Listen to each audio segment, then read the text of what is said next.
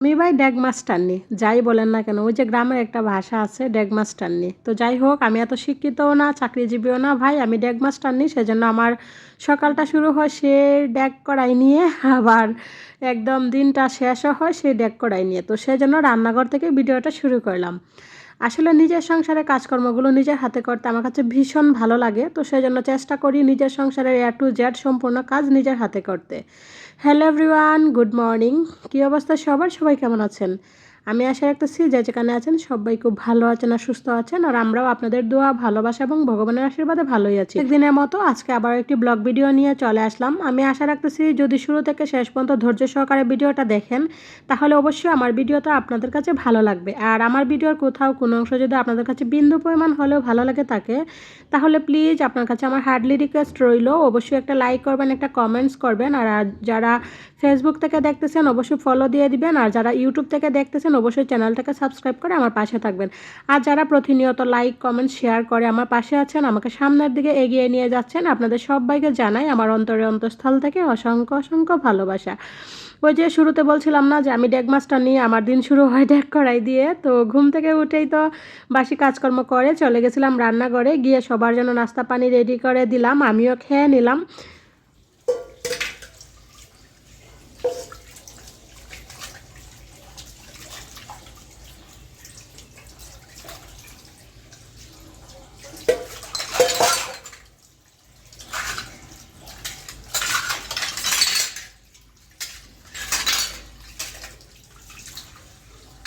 এবার চলে আসলাম ফার্নিচারগুলো একটু ক্লিন করার জন্য। আসলে এখন শীতের বেলা কিভাবে যে দিনটা চলে যায় বুঝতেই পারি না, সব কাজ আসলে শেষই করতে পারি না।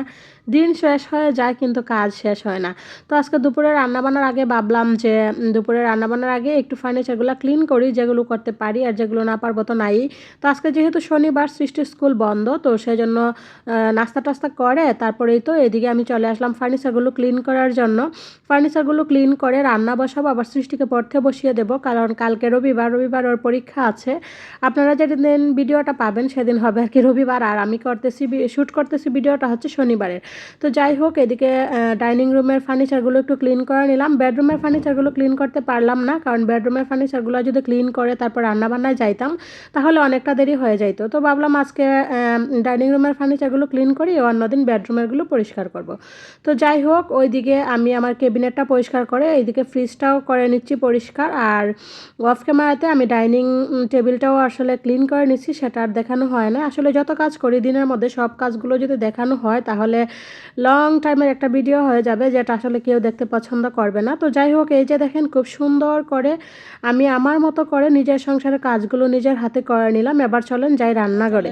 দুপুরে রান্না বান্নায় এই যে দেখেন কাটাকুটি যা আছে সব কমপ্লিট করে নিচ্ছি, এবার ঝটপট রান্না বসাবো আর নামাবো। এই তো এখানে শিং মাছ আলু দিয়ে একটু রান্না করব, আর এখানে হচ্ছে ছোটো মাছ বেগুন আর সিম দিয়ে রান্না করব। এখানে আছে হচ্ছে সরিষা ফুল বড়া করব, আর এখানে হচ্ছে সরিষা শাক আর কি ভর্তা করব। তো এগুলোই হবে দুপুরে রান্না বান্না। তো এই তো সব রেডি, এবার চলুন ঝটপট বসাই আর নামাই।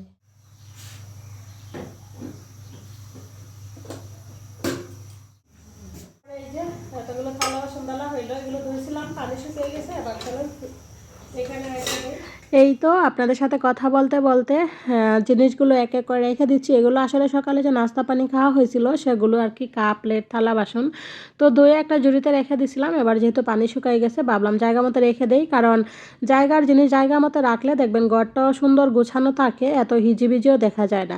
তো এই তো দেখেন খুব সুন্দর করে আমি আমার ছোট্ট মিনি কিচেন একটা গুছিয়ে নিলাম। চলেন দেখি সৃষ্টি কি করে। ওই যে সৃষ্টিকে পড়তে বসিয়ে দিলাম, ওই একা একা পড়ুক, আর এদিকে দেখি রান্না বান্নার কি অবস্থা। রান্নাবান্না মোটামুটি শেষ পর্যায়ে, এই যে ঝুলটা হয়ে গেলেই কমপ্লিট হয়ে যাবে। তো এদিকে ঝুল হচ্ছে, আর এদিকে আমি সরিষা শাকগুলো বেটে নিচ্ছি ভর্তা করার জন্য। আর গরম গরম ভাতের সাথে সরিষা তেল দিয়ে এই সরিষা মানে শাকের ভর্তাটা কিন্তু ভীষণ ভালো লাগে। অনেকে শাকও খায়, কিন্তু এগুলো শাক থেকে আমার কাছে ভর্তাই বেশি ভালো লাগে, তো আমি ভর্তাই বেশি করে থাকি আর কি। তো আসলে রান্না বান্না থেকে শুরু করে কাপড় ধোয়া, ঘর ঝাড়ু, মানে যা আছে সংসারে A to Z আমি আসলে নিজের হাতে করতে পছন্দ করি। তো সেজন্য চেষ্টা করি A to টু জেড সম্পূর্ণ কাজ নিজের হাতে করার। যদিও অনেকটা কষ্ট হয়ে যায়, তারপরেও চেষ্টা করি নিজের হাতে করার, কারণ ওই যে বললাম না, আমার কাছে নিজের হাতে করতে বেশি ভালো লাগে। তো চলেন, ভর্তাটা বাটা হয়ে গেল, এবার বড়াগুলো করে নেই।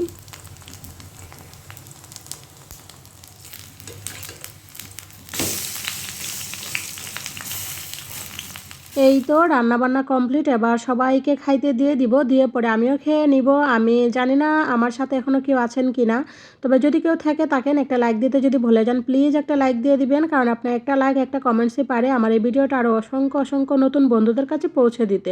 তো প্লিজ আপনি চাইলেই পারেন আমার এটুকু হেল্প করতে। তো খাওয়া দাওয়া করে বিকালবেলা এই যে মেয়ের চুলগুলোতে তেল দিয়ে দিয়ে আশ্রয় দিতেছি। আমি যত কাজে করি না কেন, যাই করি না কেন, আগে হচ্ছে আমার 2 মেয়ের প্রায়োরিটি, তারপর হচ্ছে অন্য কিছু। তো চলেন আজকের মতো বিদায় নিই, সবাই ভালো থাকবেন।